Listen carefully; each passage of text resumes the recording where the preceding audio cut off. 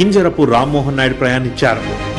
2015 ఫిబ్రవరి 12న విజయనగరం పర్యటనలో Bhogapuram international greenfield airport గురించి ముఖ్యమంత్రి చంద్రబాబు గారు తొలిసారిగా ప్రకటించారు.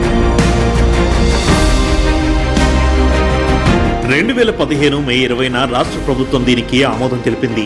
కానీ అప్పటి ప్రతిపక్ష నేత వైఎస్ జగన్మోహన్ రెడ్డి ఈ నిర్ణయాన్ని తీవ్రంగా వ్యతిరేకించారు. ఇది ఏ రకంగా న్యాయం? ఉన్న విశాఖపట్నం ఎయిర్పోర్ట్ ను బాగా ఉన్నదాన్ని వదిలేసి వేరే చోటికి పోయి దిక్కుమాలిన ఆలోచన చేయడం నిజంగా ఎంత మటుకు ధర్మం అని అడుగుతా ఉన్నా. 2016 అక్టోబర్ 7న కేంద్ర ప్రభుత్వం అనుమతులు మంజూరు చేసింది. 2018 నాటికి భూసేకరణను పూర్తి చేసి ఎయిర్పోర్ట్ పనులను మొదలుపెట్టారు. 2023 నాటికి ఈ ఎయిర్పోర్ట్ ను ప్రారంభించాలని లక్ష్యం పెట్టుకున్నప్పటికీ ప్రభుత్వ మార్పుతో ఈ ప్రాజెక్ట్ ఆలస్యమైంది. 2023 మే 3న అప్పటి సీఎం వైఎస్ జగన్ ఈ ఎయిర్పోర్ట్ కు మరోసారి భూమి పూజ నిర్వహించారు. కానీ పనులు మాత్రం ఎక్కడ వేసిన గొంగలి అక్కడే అన్న చందంగా మారాయి. 2024 మేలో కూటమి ప్రభుత్వం అధికారంలోకి వచ్చిన వెంటనే ఎయిర్పోర్ట్ పనులు ఊపందుకున్నాయి.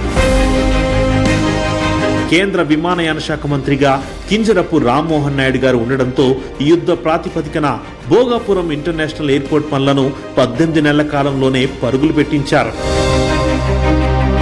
2026 జూన్ నుంచి కమర్షియల్ ఫ్లైట్లు, ఆగస్టు నుంచి ప్రయాణికుల సేవలు ప్రారంభించేందుకు కూటమి ప్రభుత్వం సన్నాహాలు చేస్తుంది. అనుకున్న షెడ్యూల్ ప్రకారం 2026 డిసెంబర్ నాటికి ఎయిర్పోర్ట్ పూర్తవ్వాల్సింది. కానీ 6 నెలల ముందే ఎయిర్పోర్ట్ ను పూర్తి చేసి కూటమి ప్రభుత్వం అభివృద్ధి పట్ల తన చిత్తశుద్ధిని చాటుకుంటుంది.